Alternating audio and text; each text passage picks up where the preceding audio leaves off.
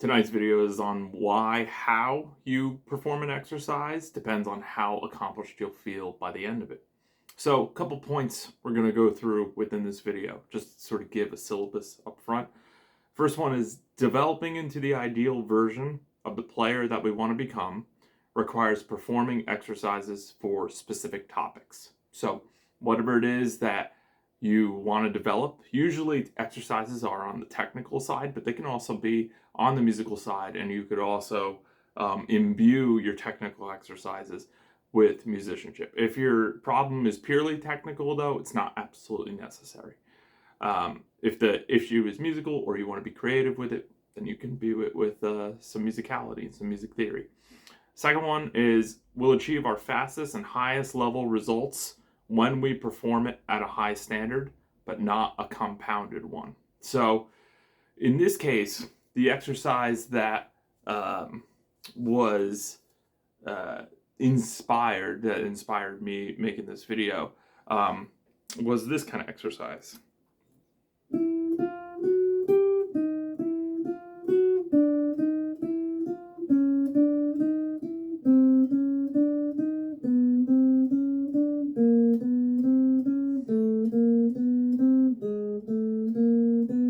One finger per fret using all four fingers.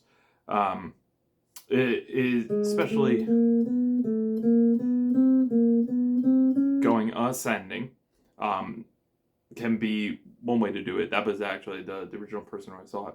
They did it that way. Here I demonstrated it backwards, right? The idea is that the standard that I wanted to achieve there was that each note came out with an equal high quality. Each note had no buzz. Each note had a full ringing out of the note. All right, and then not to compound the difficulty. So it didn't need to be in a straight time. It didn't need to be a certain speed. It took all the time that I needed to go from one position with each finger, really listening, right? And then I also chose to start high instead of low because you could see low requires the most span of the fingers. This is more difficult. So if we start here, and it's difficult to get the pinky onto that fourth fret, we're going to find that starting in a higher position where the frets are closer together, we're going to have a much higher probability of being able to get the pinky note to meet the same standards that the other fingers did. Okay? The next area of focus when it comes to this is start with one consistent standard and make it as easy as possible to accomplish. So that's what I did by starting at the higher point instead of the lower point. Still gonna go to lower point. It's still part of the exercise. It's still necessary for me to feel the accomplishment. But instead of starting with the most challenging part, especially if I have little to no experience, this is much more of a beginner style exercise. And I mean that really is beginner in using all four fingers equally, right? So like myself, I didn't start doing that until like 4 months into my playing. And if I had to do it all over again, I would have wished that I did it even earlier. Right, something I do with my students when they're brand new students and we're just starting to touch a guitar with the left hand. First thing we do is we touch it with all four fingers, you know. All right, and then as soon as we start playing with intention, we feel proud and accomplished. So this is the whole, what's the word? Not point, but this is the goal. This is what we're after, is that intention. Is when I play, especially if I'm practicing, I don't want to try. Okay, that's a trial and error process. Sometimes that's necessary, but the idea is, can we use strategy? Can we use efficiency?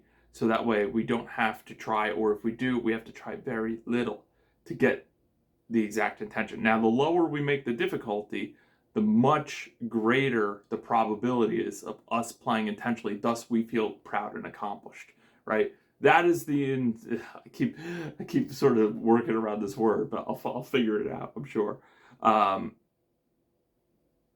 It's the game, really. You know, we're constantly working with this sort of frustration an accomplishment, right? If we're not making an accomplishment, our frustration goes up and our impatience goes up, right? If we're making accomplishments, our patience goes up, our impatience goes down, and we're having a good time, and we're excited, and we're happy to put more time in it, right? The idea is that if you're going to invest any time into developing and training, you want to have a very specific result that you're going for. The purpose of this exercise is to get each of the 4 fingers to have the same sound throughout the horizontal span of the guitar neck, right? So if I do it here, notes come out great. If I do it here,